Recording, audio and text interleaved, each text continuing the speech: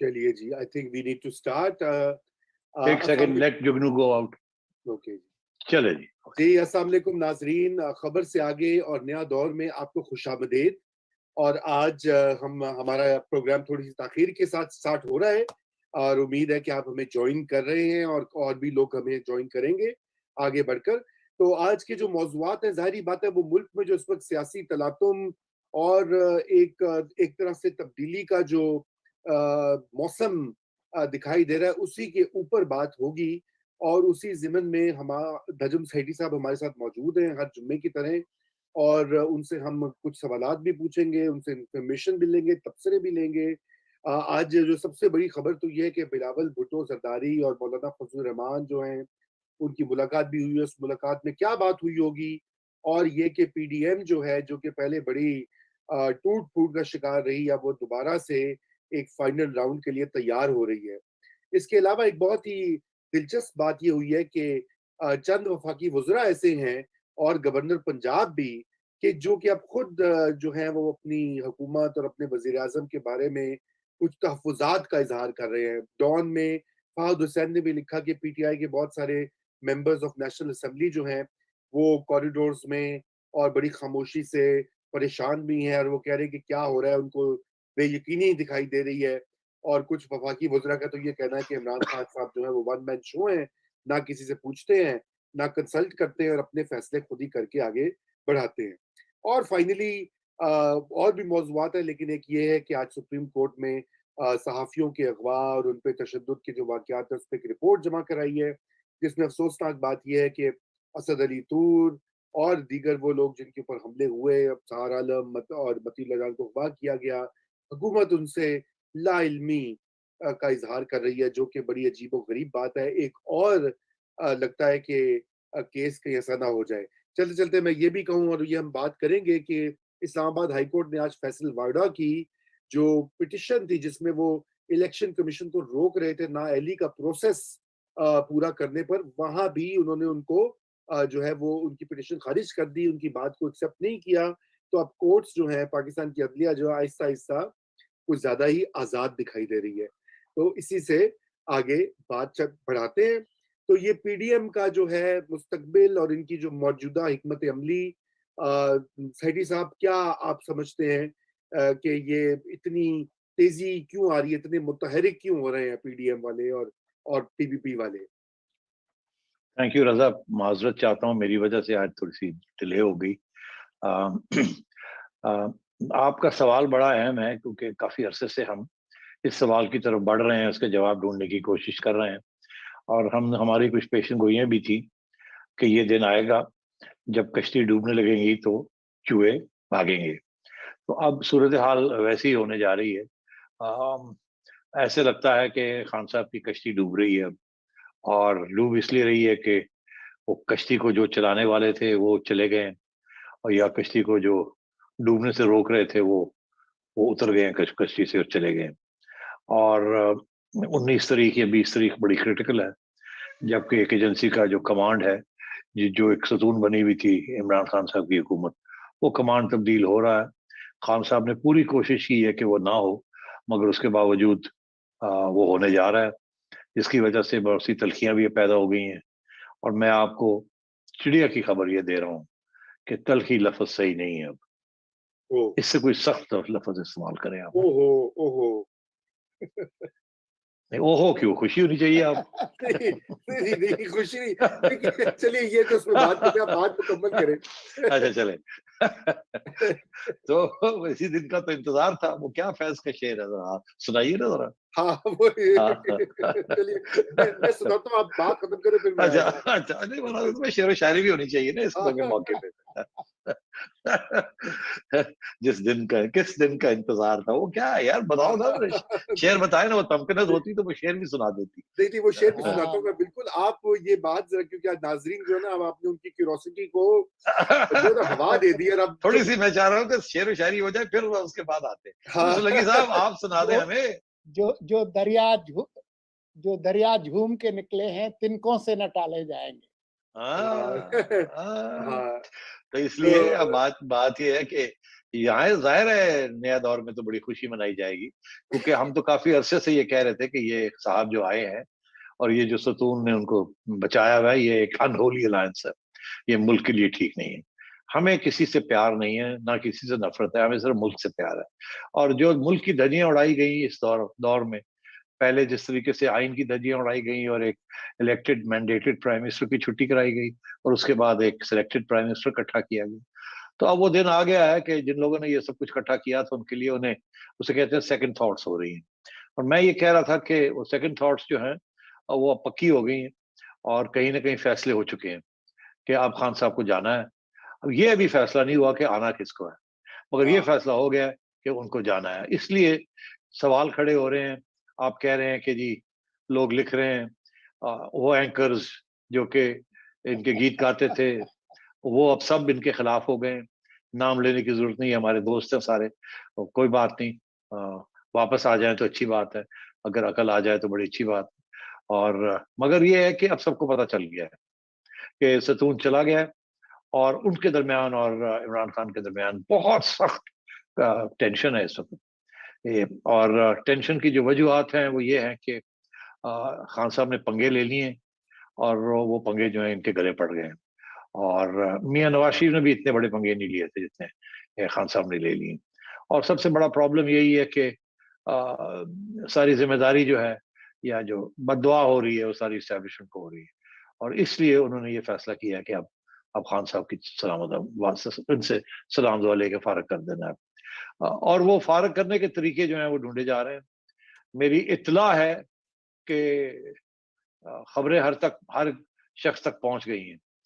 इसीलिए अभी आपने जिक्र किया एक मिनिस्टर का जिसने कुछ बातें कहीं बैठ के कही हैं कि वो कह रहे हैं खान साहब बात नहीं सुनते और हमें कहाँ फंसा दिया है। सारी काबीना खुश नहीं है।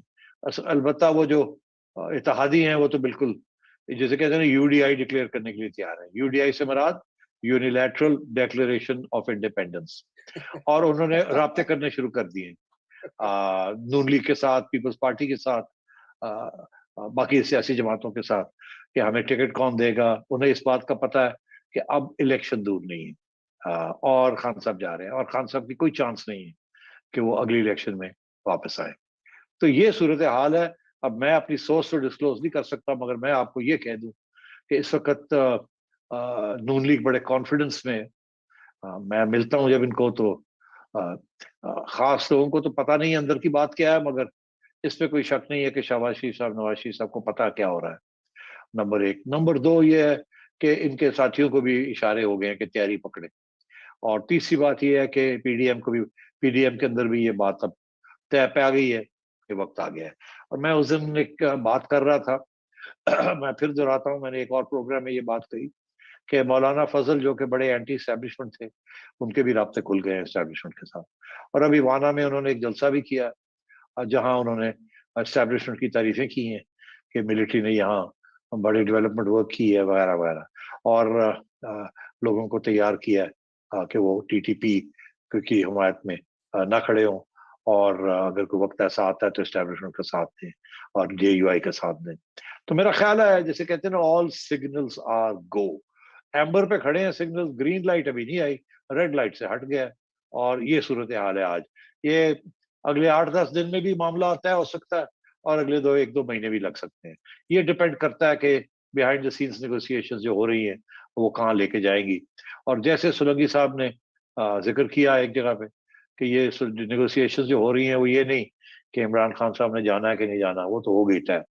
अब ये है कि इंटरिम किस किस्म की हुकूमत आएगी, कौन उसकी लीडरशिप करेगा, कितनी देर के लिए आएगी, इलेक्शन कब होंगे, ये बातें तय हो रही है। और जो सतून है वो उसको सेफ पैसेज कैसे मिलेगी और कोई एंटी एस्टेब्लिशमेंट काम नहीं होगा। जी, ये तो सेफ मतलब पैस आज जी, आप क्योंकि शेर व शायरी के मूड में हैं तो एक दो शेर हो जाए मजीद कि जी का जाना ठहर गया है, सुबह गया या शाम गया वाह वाह। है। या ये कि हमारे दोस्त इफ्तिखार आरिफ ने कहा था, तमाशा करने वालों को खबर दी जा चुकी है कि हाँ पर्दा कब गिरेगा, कब तमाशा खत्म होगा। वाह वाह, ये गल हुई ना, ਇਹ ਗੱਲ ਹੋਈ ਹੈ। ये ਹੁਣ गल हुई ਤੁਸੀਂ ना। ਹੁਣ NS ਤੁਹਾਨੂੰ ਜਿਹੜਾ ਨਾ ਸ਼ੇਰ ਪਸੰਦ आया है। हाँ, गल मजा होना है। हाँ, लेकिन गल है जी, लेकिन गल है रजा, हम तो कह के थक गए थे कि खान साहब अपने पाँव पे कलाड़ियां मार रहे हैं और ऐसे काम नहीं चलेगा। वो सुनने के लिए तैयार ही नहीं है किसी की बात। हम तो चाहते हैं कि आईनी दस्तूर चले, हम चाहते हैं हुकूमतें अपनी टर्म्स कंप्लीट करें, हम जी, चाहते हैं अवाम की बेहतरी के लिए कुछ हो, हम चाहते हैं एस्टेब्लिशमेंट अपने काम करे और हुकूमत को अपना काम करने दे, और हम नहीं चाहते कि एस्टेब्लिशमेंट कॉन्स्टेंटली इंटरफेरेंस करे ये ना करे।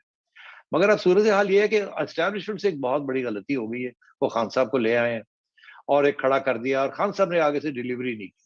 अगर खान साहब डिलीवरी कर देते तो सारे माफ करने के लिए तैयार थे। आफ्टर ऑल इस मुल्क में बड़ी माफियां मिली हैं लोगों को, आपको पता ही है, पूरी तारीख माफी की है। तो जी। इसलिए, मगर अब खान साहब को कौन माफ करे? खान साहब ने तो तबाही कर दी। अच्छा, लेकिन ये लेकिन सेठी साहब, मुझे आप ये बताइए कि देखिए, वो उन्होंने तो अपने पाँव पे कुल्हाड़ी मारी, कुछ निज़ाम भी ऐसा है, कुछ वो जिस तरह से वो आए थे इक़्तिदार में, कुछ वो भी सारे मसाइल तो वो हमारे सामने हैं।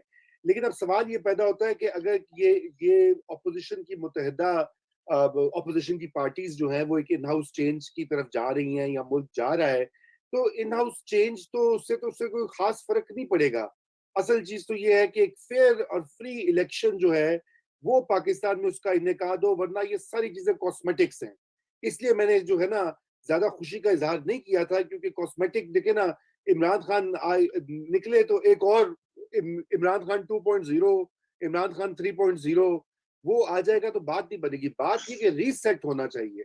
ये रीसेट जो है, ये फ्रेश इलेक्शन और आइन और कॉन्स्टिट्यूशन को अपहोल्ड किए बगैर इस वक्त मुमकिन नहीं है। मैं चाहूंगा इस पे आप कमेंट करें।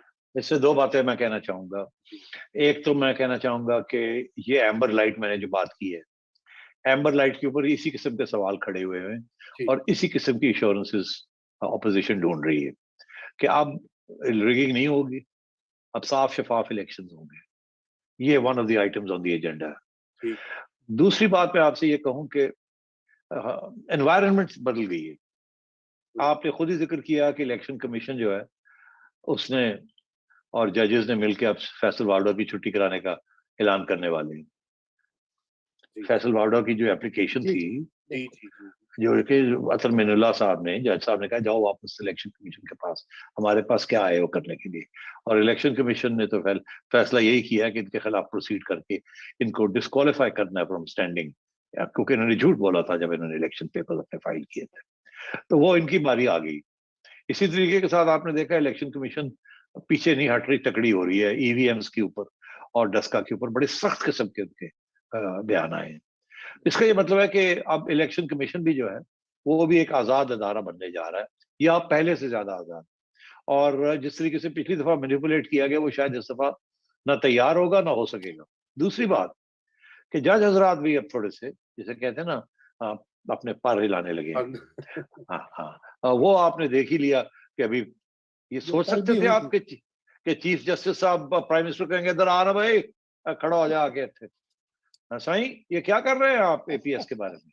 और आगे से वो कहते हैं कि जी वो यूं यूं कोई नहीं, आप बताएं क्या एक्शन लिया आपने और क्या एक्शन लेंगे ये सब लोगों के जिनके नाम लिखे हुए।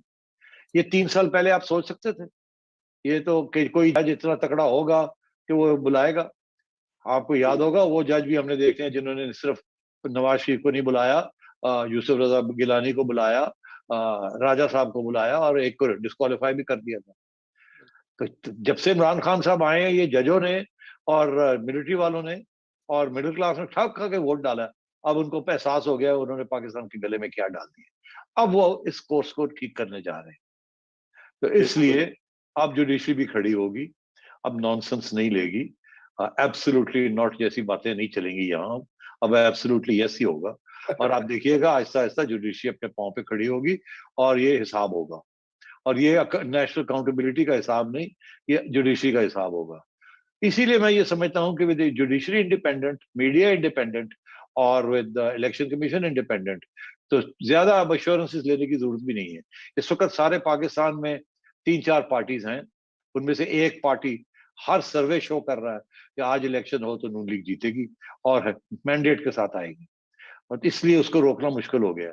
दूसरी चीज ये, और मेरा ख्याल है जो अंडरस्टैंडिंग होगी वो यही होगी, फ्री एंड फेयर इलेक्शन, क्योंकि अब ना मुस्लिम लीग चाहेगी उसको कोई सतून की से हारे की जरूरत है, ना सतून बाहर निकलने की कोशिश करेगा, सीधे पीछे हट के ठीक है अल्लाह खैर सल्ला। तो इसलिए पीपल्स पार्टी को भी सिंध में फ्री इलेक्शन मिलेगा, एमक्यूएम को भी फ्री मिलेगा, एएनपी को भी फ्री मिलेगा, पीटीआई को भी फ्री मिलेगा। और पीटीआई को जो फ्री मिलेगा उसका अशर जो होगा वो आप देख ही लीजिएगा क्या होता है। इसलिए ऑल द सिग्नल्स आर के फ्री एंड फेयर इलेक्शन हो जाएगा, और फ्री एंड फेयर इलेक्शन होने के बाद एक मुंतखब हुकूमत आएगी। और मेरा ये कहना है, मैं ये तो इसलिए कहते हैं ना कि बिल्कुल सोच समझ के पक्के तरीके से ये कह रहा हूं कि अब जो अगली हुकूमत आएगी उसका एस्टेब्लिशमेंट के साथ कोई झड़पें नहीं होंगी। अच्छा, ये तो आपने बात कही। अच्छा, मैं आपको बताऊं, बहुत से लोग जो है ना सेठी साहब, वो अब आ गए हैं, बहुत सारे लोग, 1400-1500 लोग इस वक्त देख रहे हैं हमें, बल्कि ज्यादा ही देख रहे हैं, हजारों में। तो वो तमकीनत भी आ गई है, वो कह रही हैं कि सेठी साहब से पूछो कि what happens if Imran Khan 19 नवंबर से पहले पहले कुछ काम दिखा दें या। अच्छा, हाँ। हाँ, ये सब्जेक्ट ऐसा ही है जो तमतनत ही सोच सकती है इस सब्जेक्ट के बारे में। आप दोनों में तो इतनी हिम्मत नहीं है कि आप ये सवाल अच्छा, चले, एनीवे आप कमेंट तो देना। मुझे याद है जब मैंने कमेंट किया था तो हम मुझे फोन आ हम गया था। पतली चमड़ी वाले लोग हैं, खरगोश की हाँ, खाल है हमारी। देखिए, नहीं यार, फोन बहुत बचते हैं आजकल, तो इसलिए आप एनीवे अब बताएं कि क्या है, क्या क्या इस पे वो अब तो देखिए मुमकिन है कि नहीं, ये क्वेश्चन। देखिए 2-3 बातें मैं आपको कह दूं कि पहली बात तो ये है कि आ, आइन के मुताबिक अगर प्राइम मिनिस्टर साहब कुछ ऐसा फैसला करते हैं कि उन्होंने इस किस्म का कदम उठाना है तो काबीना की इजाजत लेनी पड़ेगी। काबीना की इजाजत दिए बगैर वो प्रेसिडेंट ऑफ पाकिस्तान को हिदायत नहीं कर सकते कि कोई ऐसा कदम उठाएं। तो इसका ये मतलब है ये रातों रात ये ट्वीट के जरिए फैसला नहीं हो सकता। हम्म। नवाज शरीफ साहब के जमाने में ये कानून नहीं था कि आपको कैबिनेट की अप्रूवल चाहिए। That's right. उसके बाद जस्टिस साकिब निसार ने कानून पास कर दिया, जजमेंट दे दी कि अब जो भी प्राइम मिनिस्टर के फैसले होंगे वो काबीना के काबीना के फैसले होंगे। दुरुस्त। तो आप सोच लीजिए रजा कि अगर प्राइम मिनिस्टर ने ऐसा फैसला करना है तो ये काबीना को जब वो बुलाएगा कि मैं ऐसा फैसला करना चाहता हूँ तो उसमें से आधे तो भाग जाएंगे, आएंगे जी। और जो आएंगे वो कहेंगे खुदा ना खौफ करो, ना ना ना ना ना, ऐसे नहीं अंगूठा लगाते, ऐसे नहीं अंगूठा लगाते। वो एक आध जैसे असद उमर जैसे हैं जो कहेंगे ठीक है जी असी भी जेल चले जाते हैं थोड़े पास, मगर इससे अलावा सारे कहेंगे ना ना ना ना। वो तो ऑलरेडी कह रहे हैं कि आपने ये क्या लड़ाई झगड़े ले लिए, मरवा दिया आपने हमें। तो इसलिए काबीना ने तो ओके करनी नहीं। अब एक और भी तरीका है काबीना से ओके करने का कि चले जी आप बाय सर्कुलर रेजोल्यूशन ले लें, ना बुलाएं कैबिनेट मीटिंग, और सबको फोन करें और कहें लिखे ओके ओके ओके करके वापस ईमेल करें बाय सर्कुलर रेजोल्यूशन। तो उसमें से भी जैसे ही सर्कुलर रेजोल्यूशन ईमेल से जाएगी या कुरियर से जाएगी तो उससे पहले वो वहां पहुंच जाएगी जिनके बारे में ये सर्कुलर रेजोल्यूशन होगी। तो उस वक्त फिर वो तैयार बैठे हैं, ये मैं आपको बता दूं। इससे ज्यादा मुझे कहने की बात नहीं है, वो तैयार बैठे हैं, उन्होंने कहा करके तो देखो तुसी। आज आप तो आखिरी बात कि आप समझें कि नहीं नहीं वो तो क्यों तैयार करके बैठे हैं, ऐसी क्या बात है। हम नहीं तैयार, कोई ऐसी बात नहीं, खान साहब जो है वो खुद ही कर दे ऐसी चीज, काबीना को साथ लिए बगैर ही कर दे के देखा जाएगा जैसे उनकी आदत है। तो वो तो फौरी तौर पे चैलेंज हो जाएगा हाई कोर्ट में और खान साहब का फैसला उल्टा हो जाएगा और खान साहब घर चले जाएंगे और इनके खिलाफ इनकी पार्टी के अंदर ही बगावत हो जाएगी, गवर्नमेंट अपनी मेजोरिटी लूज कर देगी एंड या खान साहब को खुद डिसॉल्व करनी पड़ेगी या government will stand dissolve because they will not be able to take a vote of confidence late and then उसके बाद रास्ते खुल जाएंगे। तो इसलिए एम्बर लाइट पे खड़े हैं, एम्बर लाइट से अब ग्रीन लाइट पे ही जाना है, रेड लाइट पे नहीं जाया जा सकता। तो आप तमकरत का सवाल का जवाब मैंने दे दिया है। मैं आपको सेठी साहब, अभी आपने जो वो काबीना वाली बात की उसकी एक मिसाल पहले ही मौजूद है खुद इमरान खान की काबीना की शक्ल में। आपको याद है जब नवाज शरीफ को बाहर भिजवाने के बारे में बहस हो रही थी और वो काबीना के अंदर बात आई, तो बहुत सारे अच्छे लोग काबीना से अंदर और बाहर ये चाहते थे कि नवाज शरीफ चले जाए, तो काबीना ने वही फैसला किया। इमरान खान उसके सख्त मुखालिफ थे और इमरान खान आज तक भिनाए हुए हैं इस बात पे कि ये कैसे हमसे हो गया। कह रहे मेरा हाथ हो गया। जी सोलंकी साहब, ऐसे ही है। या ऐसे ही आपने बड़ी आईनी, कानूनी और प्रोसीजरल जवाब दिया है सैदी साहब, कि अगर खान साहब ने कोई ऐसा जिसे कहते हैं ना एक्सट्रीम स्टेप उठाना हो। वैसे तो गुस्से में लोग उठा लिया करते हैं, ये भी हमने देखा है माजी में पहले हुआ है। बहरहाल लेट्स होप कि इस तरह की कोई कॉन्फ्रंटेशन पर हम ना पहुंचे। अब बिल्कुल सवाल नहीं। जो मेरा आगे आपसे सवाल पता है कि यहाँ पे जो मुख्तलिफ प्लेयर्स हैं इस वक्त, और एक जो सबसे बड़ी सियासी प्लेयर या स्टेक होल्डर, वो तो पाकिस्तान मुस्लिम लीग नून है, followed by the Pakistan Peoples Party. इस वक्त आपके ख्याल से उनकी क्या, आपने ये तो कह दिया कि वो सब भी इसी में इंटरेस्टेड हैं कि फेयर इलेक्शन हो और आगे मामला जो आगे बढ़े, तो क्या इन हाउस चेंज जो होगी उसमें ये दोनों पार्टीज जो है ये अपना वजीर आजम पेश कर सकती हैं, या they will go for another neutral kind of a figure? देखिए, ये डिपेंड करता है ना कि नून लीग क्या चाहती है, पीपल्स पार्टी क्या चाहती है। पीपल्स पार्टी ये चाहती है कि कोई ऐसी हुकूमत आ जाए जो कि साल 1.5 साल काट जाए, जिसके अंदर पीपल्स पार्टी की थोड़ी बहुत रिप्रेजेंटेशन हो, वो अपनी सिंध को पक्का कर लें थोड़ा बहुत। और उसमें उनके 1-2 कैंडिडेट्स भी हैं। बिलावल भुट्टो उनका कैंडिडेट है, खुर्शीद शाह उनका कैंडिडेट है। इधर से नून लीग का ये है कि नहीं, हम किसी हुकूमत का हिस्सा नहीं होंगे जो कि सवाए इसके कि वो इलेक्शन करवाने आए। और मेरा तो ये ख्याल है कि वो जो इलेक्शन करवाने भी हुकूमत आएगी उसका हिस्सा भी नहीं होंगे। उसको लाएंगे जरूर मगर उसका हिस्सा नहीं होंगे, क्योंकि वो समझते हैं कि ये 90 दिन वाली बात 180 दिन ना हो जाए और 180 दिन 360 दिन ना हो जाए। इसलिए वो चाहेंगे कि ये जो भी आए फौरी तौर पे आके असेंबली को डिसॉल्व करें और नई एक अबूरी हुकूमत बनाई जाए with the approval of everybody, और फिर उसके बाद इलेक्शन करवाए जाए। अब ये 2 पोजीशंस हैं। इसमें देखना ये है कि which one will be successful. अभी इसके ऊपर शायद बातचीत चलेगी। One thing is for sure कि ज्यादा देर के लिए कोई हुकूमत नहीं आएगी। देखिए, जो हुकूमत भी आएगी ना रजा, ये जो इस किस्म की क्राइसिस है ना, जो हुकूमत इस क्राइसिस को हाथ डालेगी वो हाथ कट जाएंगे। सारी नफरत इमरान खान के खिलाफ इस हुकूमत के ऊपर आ जाएगी, क्योंकि ये भी नहीं रोक सकेगी जिस किस्म के मसाइल है। ये मसाइल को टैकल करने के लिए कम से कम 5-10 साल चाहिए। आपको एक ऐसी हुकूमत चाहिए जो कि आके इनको टैकल करे और शुरू से लेकर आखिर तक बैठी रहे और तकड़ी रहे और जिसको ठीक करे, ये जो सारे गलत काम हुए। बिल्कुल। 1 साल में ये नहीं हो सकता। तो इसलिए पीपल्स पार्टी की बड़ी कोशिश है कि किसी तरीके के साथ हम आ जाएं थोड़ी देर के लिए भी, और थोड़े हमें फुट होल्ड मिल जाए और फिर हम डिसॉल्व कर देंगे। मेरा ख्याल है नून लीग नहीं मानेगी ये बात।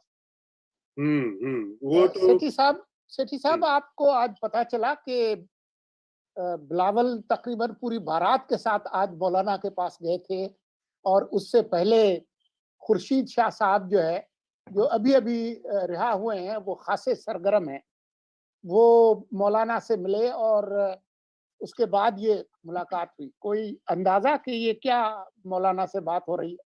मेरा ख्याल है जी कि खुर्शीद साहब बड़े इंपॉर्टेंट रोल प्ले कर रहे हैं। वो पीपल्स पार्टी को, नून लीग को और मौलाना को इकट्ठे करने की कोशिश कर रहे हैं, पीडीएम को वापस लाने की कोशिश कर रहे हैं। और मेरा ख्याल है कि ये बहुत हद तक ये कामयाब हो जाएंगे। ये कुछ इश्यूज हैं, ये थोड़े बहुत रिजॉल्व हो जाएं। मेरा ख्याल है वो पीपल्स पार्टी वाले ये कहते हैं ठीक है जी, हम चलते हैं आपके साथ लॉन्ग मार्च पे।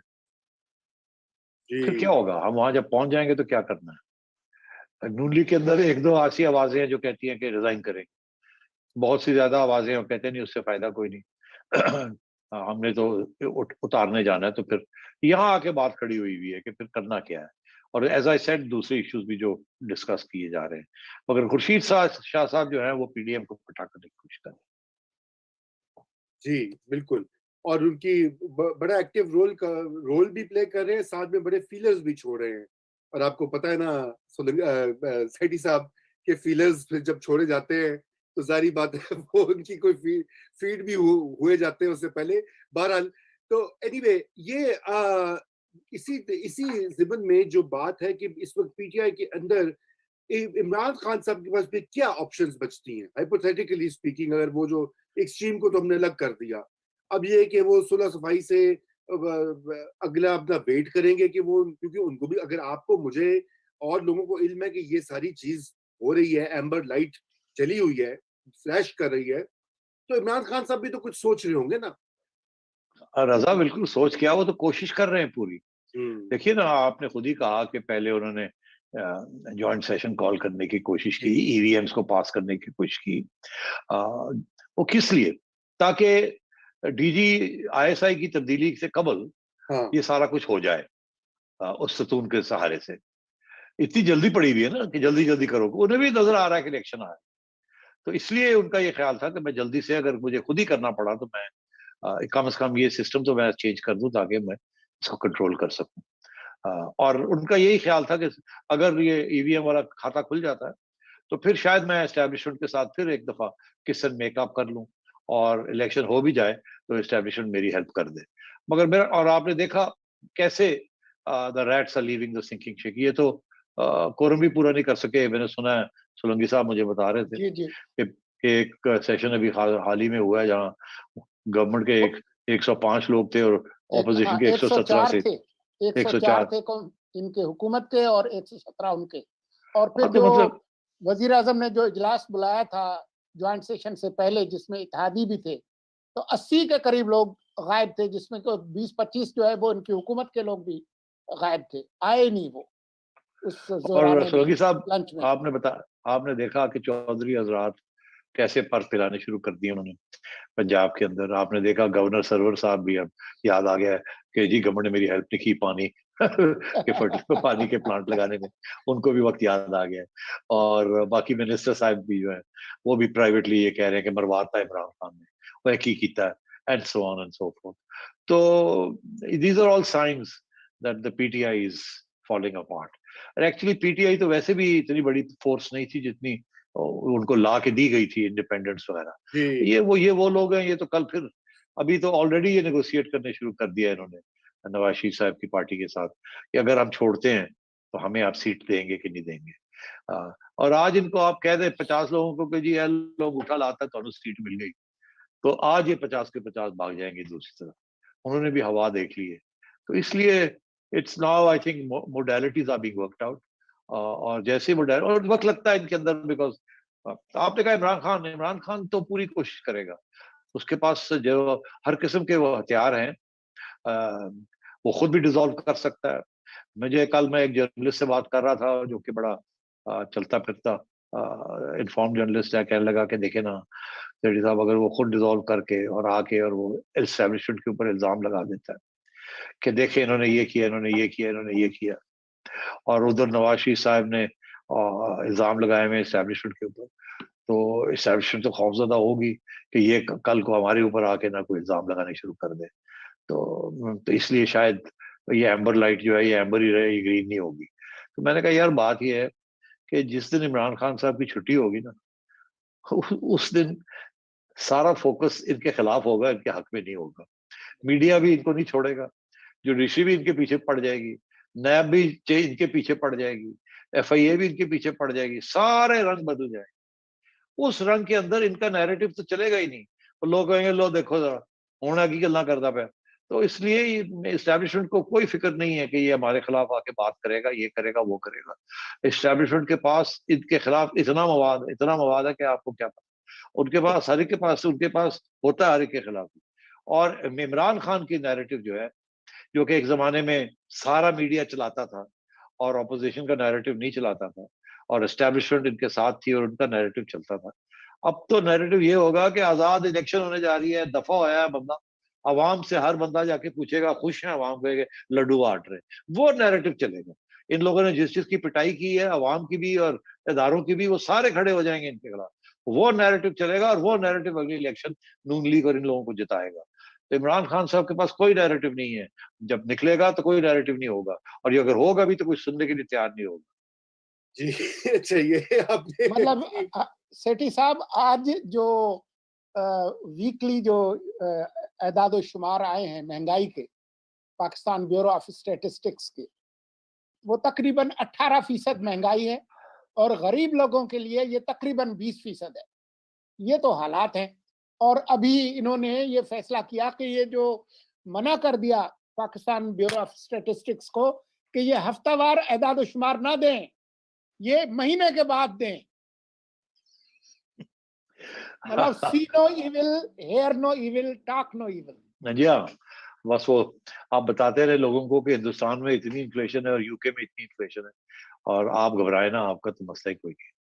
हाँ, वो तो बिल्कुल उनकी लाइन, वो तो अमेरिका की बार-बार साइड कर रहे हैं। वो कह जी देखो अमेरिका का ज़्यादा बुरा हाल है, यूके का ज़रा ज़्यादा बुरा हाल है। आजकल मतलब आप प्रोपेगेंडा भी वो करना नहीं आता, क्योंकि लेकिन अब अभी बहरहाल उनकी वो वज़ारत ख़ारिजा के तर्जुमान की तरदीद आ गई है कि जो सेंसिटिव प्राइस इंडेक्स है वो अब शाया हुआ करेगी, क्योंकि इतना बैकलैश उसके ऊपर आया है शायद।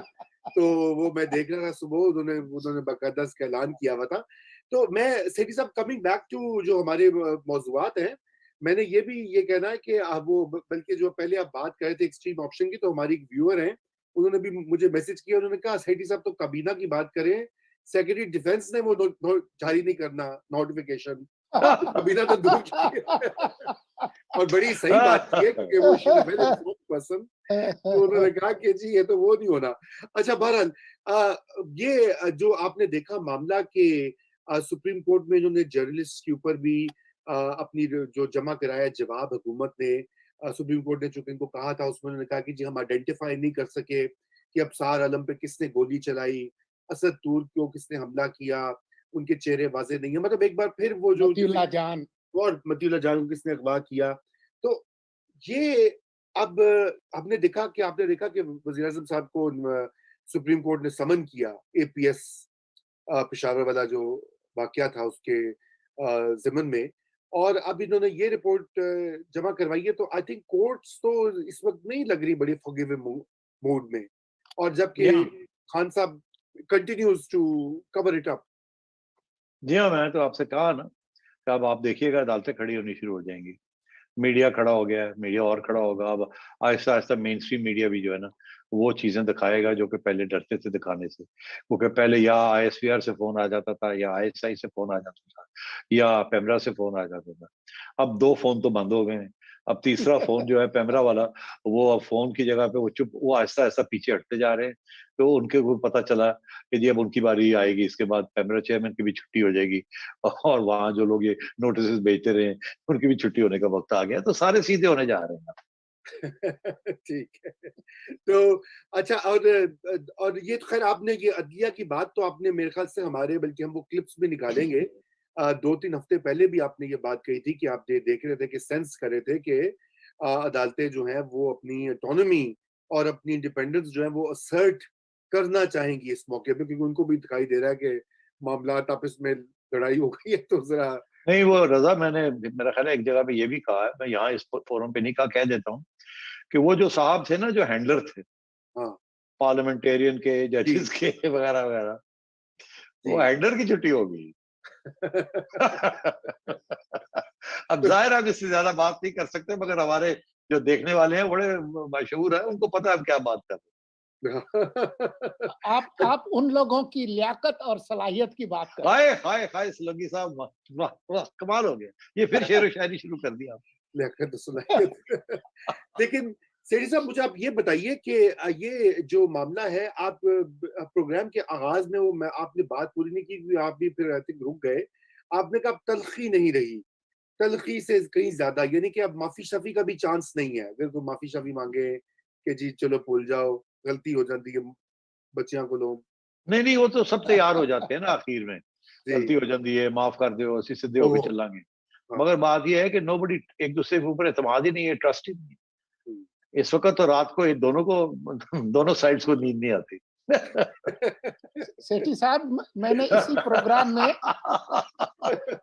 इसी वो मेरा इसी ख्याल है प्रोग्राम खान साहब को तो शायद आ जाती होगी, उनको तो गोली शोली मिल जाती है। लेकिन लेकिन मैं ये कह रहा हूँ, देखिए मैं इसमें ये कहना चाहता हूँ कि मेरे ख्याल से अब इंडिविजुअल्स, माजी में इंडिविजुअल्स होता रहा, यहाँ पे कुछ इंस्टीट्यूशन का भी हो गया है, जिस अंदाज हो से गया ये है। चीज हुई। और शुरू में हमने इसके ऊपर 2-3 हफ्ते मुतवातिर आपसे भी बात की।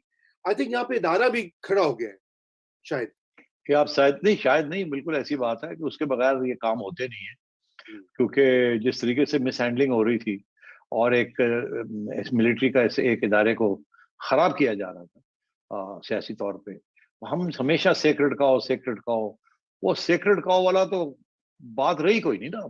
तो जिसकी वजह से बहुत नुकसान हो गया फौजी फौजी इस्टेब्लिशमेंट का। तो इसलिए वो तो अब अपने आप को बचाने की कोशिश करेंगे और सही रास्ते पे आने की कोशिश करेंगे, बिकॉज पहली दफा आवाम में उनके बारे में अच्छे ख्यालात नहीं रखे गए। ये बड़ा मैं सॉफ्टली कह रहा हूँ, वहां जी, बाहर जी। जो बातें हो रही हैं वो तो कुछ और ही है, वो तो रिपीट भी नहीं की जा सकती। तो ये बात तक उन तक पहुंच गई है ना, तो इसलिए they have to retreat now and they have to protect the institution. तो इसलिए आप सही कह रहे हैं, it's not about one person any more, ना किसी एक की एक्सटेंशन ना किसी दूसरे की transfer. It has become an institutional matter, जी, और मैं इंस्टीट्यूशन के अंदर जो कोर इंस्टीट्यूशन है वो यूनाइटेड है, कि बिल्कुल। वो यूनाइटेड है। तो सेठी साहब, फिर तो जब जब देखिए ना, जब इंस्टीट्यूशन जो है वो उसका एक फैसला मुकम्मल हो जाता है कंसेंसस के साथ, फिर तो मामला बड़ा सीरियस होता है और ultimately results in regime change, जो हम देख चुके हैं पहले माजी में। जी हाँ। तो ये बहुत सारे हमारे नाजरीन जो है 15-20 जो है, मैं सॉरी सोलंकी साहब, आई नो आप कुछ कहना चाह रहे थे, मैं इसके बाद आपकी तरफ आता हूँ। ये वो पूछ रहे कि जी टीएलपी को भी तो तैयार किया जा रहा है, वो कह रहे हैं 7 रिजवी रहा हो रहे हैं। हमारी एक और व्यूअर ने कहा है कि 20 सीटें अगले इलेक्शन में जो है उनके लिए तैयार की जा रही हैं या हो जाएंगी, वो स्पॉइलर हो जाएगा नून लीग के लिए या पीटीआई के लिए। ये भी एक डायमेंशन है जो इस वक्त लोग क्योंकि आपको पता है पाकिस्तानी जो है अब इतने शकी हो चुके हैं ना विद ऑल दीज मैकिनेशंस और गेम्स जो वो देखते रहते हैं, तो वो इतनी आसानी से मानते नहीं। जो आपने आपने कहा ना कि अगला इलेक्शन होगा और होपफुली वो फेयर फ्री हो जाएगा, तो people are still have their reservations. जरा इसमें हाँ, बताइए। मेरा ख्याल है, देखिए रिजर्वेशन बड़ी फेयर है, होनी चाहिए, बिकॉज पास्ट रिकॉर्ड बड़ा खराब है। इसलिए सस्पिशन तो होना चाहिए कि टीएलपी क्यों बनाई गई थी, क्या उसके अब जरूरत है या नहीं है, और अगर है तो आगे कैसे इस्तेमाल होगी। और जाहिर है कि वो जो शक है between establishment and Noon league, और between establishment and Nawaz Sharif, वो शक तो कुछ अरसे तक रहेगा, जब तक कारकर्दगी नई हुकूमत की ऐसी नहीं होगी जिसके साथ कुछ थोड़े बहुत वो मुतमईन हो जाए कि आप अपने काम दायरे में काम करें, हम अपने दायरे में काम करते हैं, और फ्री एंड फेयर इलेक्शन हो जाए। तो वो इंटरेस्ट तो रहेगा कि इतनी इतनी ज्यादा पावर के साथ मुंडी को नहीं आना चाहिए, नहीं तो फिर ये इनका दिमाग ना खराब हो जाए, फिर ये गड़बड़ ना करे। तो वो जो रहेगा, तो इसलिए टीएलपी की हमायत मेरा ख्याल है एक इंस्टीट्यूशनल हमायत है, as a troublemaker, as a vote spoiler, वो रहेगी। मगर क्या वो उसको ऐसी इजाजत दी जाएगी जिस तरीके से वो इतनी बढ़ गई है और वो अब इतनी डिस्ट्रप्शनिस्ट हो गई है? मेरा ख्याल है कि उनको भी इस बात का एहसास है कि ये सबके गले पड़ सकती है, पाकिस्तान के गले पड़ सकती है। आज तो टीएलपी अभी तक आई नहीं है एफएटीएफ के दायरे के अंदर, कल को एफएटीएफ के दायरे के अंदर भी आ सकती है, तो फिर तो सारी रियासत को नुकसान हो जाएगा। जी, ये एक बड़ा अहम पॉइंट है। जी सोलंकी साहब, आप कुछ कहना चाह रहे सेठी थे? साहब, हम्म। आप लंदन में हैं, जरा बताएं नवाज शरीफ साहब का क्या हाल है, वो कब वापस आ रहे हैं? आजकल की जो सूरत हाल है उसको देखते हुए आपको क्या लगता है कि वो कब वापस आ सकते हैं? जरूर है ना, ये सवाल पूछना है ना। जी, जी। ये लोग भी पूछ रहे हैं। साजिद इकबाल साहब और एक वकार साहब है, उन्होंने कुछ 5-6 बार उन्होंने कहा पूछे उनसे, मिले हैं कि नहीं मिले? दसे दसो जी। अब अब नवाज शरीफ सेठी साहब के जेब में तो है नहीं जो निकाल के दिखाए आपको। वो लोगों की आ, परसेप्शन है ना। तो देखिए, मैं तो असेस ही कर सकता हूँ। अब मुझे ऐसी सिचुएशन नहीं है कि मियाँ साहब बुला के कहीं इधर आना, मैं तुम दसा मैं की करन जा रहे हैं। ऐसे तो नहीं है ना। आ, बड़ी बात हो जाती है कि अगर मेरी एक आध मुलाकात हो जाए तो सलाम दुआई हो जाए तो। मगर बात यह है कि कुछ बंदा खुद भी तो असेस करता है, और मेरी असेसमेंट के मुताबिक मैंने आपको अपना तज्जिया दिया है। और इससे ज्यादा अगर आपको पूछेंगे, मैं सिर्फ दो बातें कहूंगा। मियाँ साहब कॉन्फिडेंट लग रहे हैं। बड़ी बात है ये, आपने जो है एक जुमले में अच्छा यू हैव रजा, ट्राइड आपके टू। पास कोई सवाल है या नहीं है? तो जी, मैंने एक नहीं जरा आप करें, लंबी प्लीज गो ऑन। अरसे के लिए एक जो मैक्रो व्यू है उसमें एक सवाल करना है। सेठी साहब, अब आप और हम हर हफ्ते यहाँ बैठ के बात करते हैं, आपके इदारिये का लोग इंतजार करते हैं, आज भी इंतजार कर रहे थे। हालांकि अखबार पढ़ते वक्त अक्सर लोग जो चीज सबसे कम पढ़ते हैं उसको इदारिया कहते हैं, लेकिन आपके जो इदारिये हैं उनका इंतजार होता है। लेकिन उनमें बात जो है वो पाकिस्तान के मुस्तकबिल की है। जो ये जो सियासी इंतशार है, जो मुआशी तबाह हाली है, इमरान खान चला भी जाए तो ऐसा क्या किया जा सकता है? कोई इकोनॉमिक चार्टर 10, 15, 20 साल के लिए, कोई पॉलिटिकल कोई नया कोई चार्टर हो सकता है कि ये मुल्क जो है वो आगे चले, मुल्क के अंदर भी अमन हो और पड़ोसियों के साथ भी अमन हो और हम आगे चल सकें। हम पीछे धंसते जा रहे हैं, आबादी बढ़ती जा रही है, मसाइल बढ़ते जा और सोलंकी साहब, मेरा ख्याल है कि ये बहुत अहम सवाल है, बिकॉज फायदा कोई नहीं अगर एक हुकूमत को निकाल के एक और हुकूमत को ले आए जो कि इसी किस्म के फैसले करे या थोड़ी बहुत इधर उधर की छोटी बड़ी झटके लगाए और यही क्राइसिस इसी किस्म की चलती रहे। महंगाई की क्राइसिस, शुगर की क्राइसिस, आटे की क्राइसिस, एग्रीकल्चर की क्राइसिस, इंडस्ट्री की क्राइसिस, फॉरेन पॉलिसी की क्राइसिस, हर किस्म की क्राइसिस ये चलती रहे। तो विदाउट नाउ रिफॉर्मिस्ट एजेंडा, और वो भी कोई विजनरी किस्म का रिफॉर्मिस्ट, ये मुल्क को बचाना बड़ा मुश्किल हो गया है। आबादी बढ़ती जा रही है, पानी की शॉर्टेज नजर आ रही है, ग्लेशियर्स मेल्ट कर रहे हैं, रिजर्वोयर्स है नहीं, सी इंक्रोचमेंट्स हो रही हैं ऑन द कोस्ट, गिनते जाएं आप। तो इसलिए ये कि जी एक नई इलेक्शन हो गई तो सारे मसले हल हो जाएंगे, ऐसे नहीं होगा। अब अगर नून लीग ने आना है तो अब सिर्फ ये सड़कें 4 बनाने से और 2 पुल बनाने से और 2 फ्लाईओवर्स बनाने से ये काम नहीं चलेगा। अब बहुत सीरियस किस्म की सोच करनी पड़ेगी, और उस सोच के अंदर मेरे हिसाब से जो मेरा ख्याल है कि अभी ये सोच आई नहीं है मगर आएगी। वो सोच अगर आ जाए तो बहुत अच्छा है। मैं आउटलाइन आपको बता देता हूँ कि रिफॉर्म एजेंडे का मतलब क्या होता है। ये देखिए ना, ये हम कहते हैं कि ये मुल्क जो है ये एलीट कैप्चर है, कि पहले 22 फैमिलीज ने इसको कैप्चर किया हुआ था और मिलिट्री एस्टेब्लिशमेंट ने कैप्चर किया हुआ था, सिविल मिलिट्री ब्यूरोक्रेसी जिसे हम कहते हैं। और उसके बाद 22 फैमिलीज ने अयूब खान के जमाने में, उसके बाद ये 22 फैमिलीज 220 फैमिलीज बन गई। अवाम की खास बेहतरी नहीं हुई और एस्टेब्लिशमेंट और तकड़ी होती गई। अब सिचुएशन ये है कि ऐसे चल नहीं सकता। अब सबको ही बेल्ट टाइट करनी पड़ेगी, उन लोगों को जिन लोगों ने पेट इतने से बड़े बन गए। मुझे ये अभी इमरान खान ने जो बात कही थी कि जी हमने बड़े अच्छे जबरदस्त काम किए हैं, सीमेंट इंडस्ट्री टेक ऑफ कर गई है, कंस्ट्रक्शन टेक ऑफ कर गई है, एक्सपोर्ट्स बढ़ गए हैं, कॉटन की ये हो गया वो हो गया। अरे भाई, सवाल ये था किसके पेट बढ़ गए? सेठों के पेट बढ़ गए ना। तो अब तो गरीब के लिए आप क्या कर रहे हैं? आप स्टूडेंट्स के लिए क्या कर रहे हैं? आप डॉक्टर्स के लिए क्या कर रहे हैं? आप प्रोफेशनल्स के लिए क्या कर रहे हैं? आप लोअर मिडिल क्लास के लिए क्या कर रहे हैं? 40% लोग पॉवर्टी लाइन से गिर गए हैं पिछले 3 सालों में, 4 सालों में। तो अगर रिफॉर्म नहीं होगी तो कैसे होगा? अब रिफॉर्म के 2-3 आइटम्स है रिफॉर्म के। एक तो ये है कि जो लोग टैक्स नहीं देते उनको टैक्स देना पड़ेगा, उनको काटना पड़ेगा, छीनना पड़ेगा, खून करके निकालना पड़ेगा टैक्स में से। ये कोई छोटा काम नहीं है, बिकॉज ये वही लोग हैं जो हुक्मरान तबका जिसको हम कहते हैं, जो एलीट है। ये एलीट अपने ऊपर कैसे ये करेगी?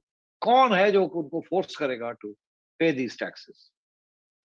पहली बात। दूसरी बात ये है कि ये जो आ, आ, हमारे इदारे हैं, ये जो अनअकाउंटेबल पैसे ले जाते हैं in the name of national security, क्या ये वैसे ही पलते रहेंगे, फूलते रहेंगे, और क्या वैसे ही उतना ही हिस्सा लेते रहेंगे अपनी पाई का, या क्या ये भी कोई कुर्बानी करेंगे अवाम के लिए? ये सवाल खड़ा होना चाहिए और होगा, किसी ना किसी स्टेज पे होगा, बिकॉज ये अफोर्ड नहीं कर सकते हम इतनी बड़ी मिलिट्री स्टैब्लिशमेंट। न्यूक्लियर पावर है आपके पास, कन्वेंशनल वेपन्स है आपके पास, मिसाइल्स है आपके पास। तो अब और क्या चाहते हैं आप? कितनी बड़ी आप डिटेरेंस क्रिएट करना चाहते हैं? और वो उसी वक्त होगा, उससे पहले ये आप पूछ भी नहीं सकते ये सवाल, क्योंकि नाजायज होगा जब तक आपकी लड़ाई झगड़े चलेंगे इस खित्ते में। इसलिए जब जनरल हमारे आर्मी चीफ जब ये कहते हैं, जनरल बाजवा जब ये कहते हैं कि नॉर्मलाइजेशन हमने करनी है, तो मैं उनको सलूट करता हूं। काश के ये लफ्ज हम पहले सुनते, काश के जब लड़ाई झगड़े हो रहे थे और जंगें हो रही थी उस वक्त हम ये सुनते। चले, better late then never.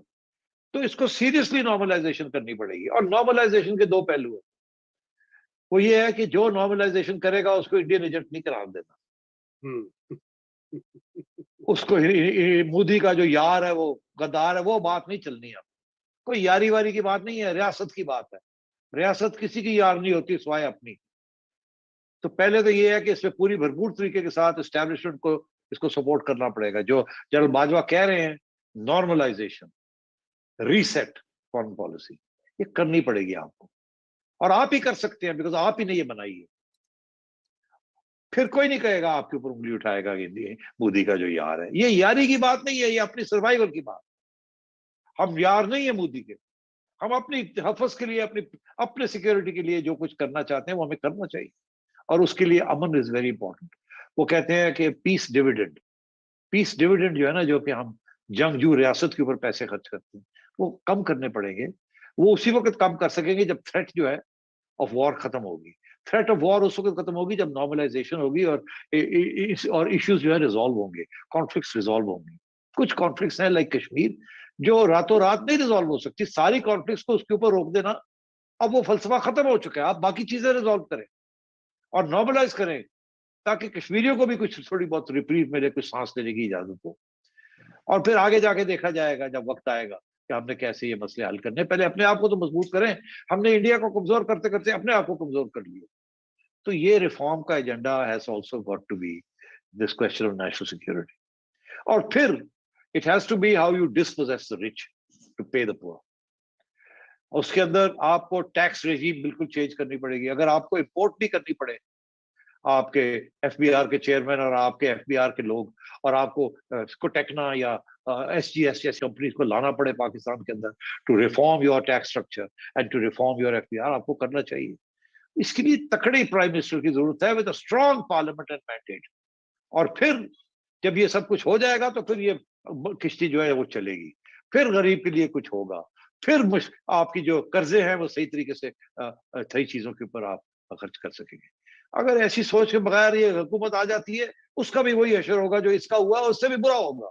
Because उस वक्त फिर आवाम जब खड़ी होगी और इनकलाब लाएगी, तो उस इनकलाब के अंदर खून खराबा के अलावा कुछ नहीं होगा, कोई उसके अंदर सेलिब्रेशन नहीं होगी। ये तारीख है ऑफ फेल्ड स्टेट्स।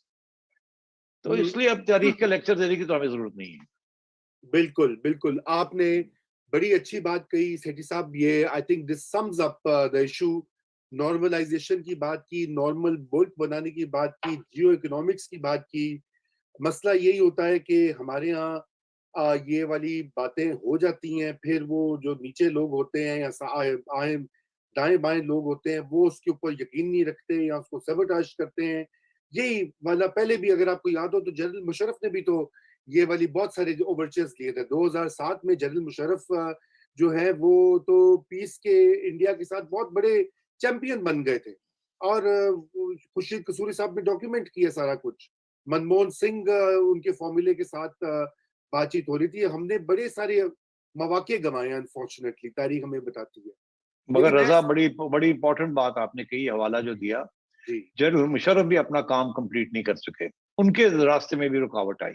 उनके रास्ते में सियासतदान रुकावट नहीं बने थे, उनके रास्ते में उनके अपनी इंस्टीट्यूशन के लोग उनके लिए रुकावट बन गए थे। उनके उस वक्त के DG ISI general general Mahmood वो रुकावट बन गए थे, उनके chief of general staff general Aziz वो रुकावट बन गए थे। जनरल फिर कियानी। एक दो, जी, हाँ, फिर उसके बाद एक दो ऐसे जर्नैल थे जिन्होंने उस वक्त ये कश्मीर इनिशिएटिव को भी सपोर्ट नहीं किया। उनमें से एक ने तो बाहर में आके पूरी किताब भी लिख मारी है कि हमने बिल्कुल सपोर्ट नहीं किया था, और वो तो फिर उठ के जिहाद के लिए भी चले गए थे। अब नाम आपको याद होगा जी, उनका, एंड सो ऑन। तो इसलिए बात यह है कि ये फिर आपको पूरा इदारा साथ ले जाना पड़ेगा। ये एक जनरल की बात नहीं होगी, ये एक चीफ की बात नहीं होगी। ये सारे इदारे के अंदर थोड़ी बहुत उनकी माइंड जो है ना, जिस जो कि 70 साल से एक चीज को ट्रेन करते आ रही है, वो समझाना पड़ेगा, करना पड़ेगा, तालीम देनी पड़ेगी, और रुख बदलने पड़ेंगे। ये पाकिस्तान को नेशनल सिक्योरिटी स्टेट बन के ये तबाही की तरफ चल पड़े। हमें एक नॉर्मल स्टेट बनना है। नॉर्मल स्टेट तजारत करती है, नॉर्मलाइज रिलेशंस होते हैं, लिबरल एजेंडे होते हैं, मार्केट फोर्सेस होती है, स्ट्रॉन्ग रेगुलेटर्स होते हैं। तो ये चीजें होती है, और करप्शन जो है वो इस तरीके से खत्म होती है बाय ओपन ट्रांसपेरेंट प्रोसीडिंग्स और स्ट्रॉन्ग जुडिशरी। तो मैं ये समझता हूँ कि ये इसके बगैर अब ये मुल्क बच नहीं सकता, और इसके हुक्मरान तबके को अब सोचना पड़ेगा कि इस मुल्क को इसके क्राइसिस से निकालना, बिकॉज अदरवाइज ये हुक्मरान तबका जो है ये फारग हो जाए, ये सारे के सारे भाग जाएंगे यहाँ से, ये कुछ कत्ल हो जाएंगे, कुछ भाग जाएंगे यहाँ से। बिल्कुल, बिल्कुल, आपने ये निशानदेही की है जो कि मेरे ख्याल से राइटिंग ऑन द वॉल है। तो मेरे ख्याल से अब हम अपने आज के शो का इख्तिताम करते हैं, क्योंकि वक्त जो है वो बिल्कुल खत्म हो चुका है। सेठी साहब, थैंक यू वेरी मच। और आपने ना करते भी खतरनाक बातें कर दी आखिर में। बहरहाल आपने प्रोवोक किया है, एजेंडे की बात की है। आप बैठे हैं, आप और मैं और हम लोग सब बैठ के ऐसा एजेंडा बना के देंगे इनको, अगर पाकिस्तान को आउट ऑफ क्राइसिस ना पुल करके दिया तो हमारा नाम नहीं है। मगर बात ये है, करने वाले भी तो बने जिन लोगों ने ये चीज करनी है। सही सही, आई फर्मली एग्री। पाकिस्तान में देखिए कोई कमी नहीं है। मैं हमेशा ये कहता हूँ, लोग बाहर से वो माहिरीन को बुलाते हैं और ये करते हैं और वो कंसल्टेंट्स और एक्सपर्ट्स आते हैं, सारे सॉल्यूशंस मौजूद हैं। ये बड़े इदारे जो हैं, अहम इदारे हैं, उनके अंदर ये विल हो और वो तैयार हो कुछ तब्दीली लाने के लिए, तो बहुत कुछ किया जा सकता है। तो नाजरीन, आपके ज्वाइन करने का शुक्रिया। इंशाल्लाह कल शब आपसे फिर मुलाकात होगी और खुदा हाफिज।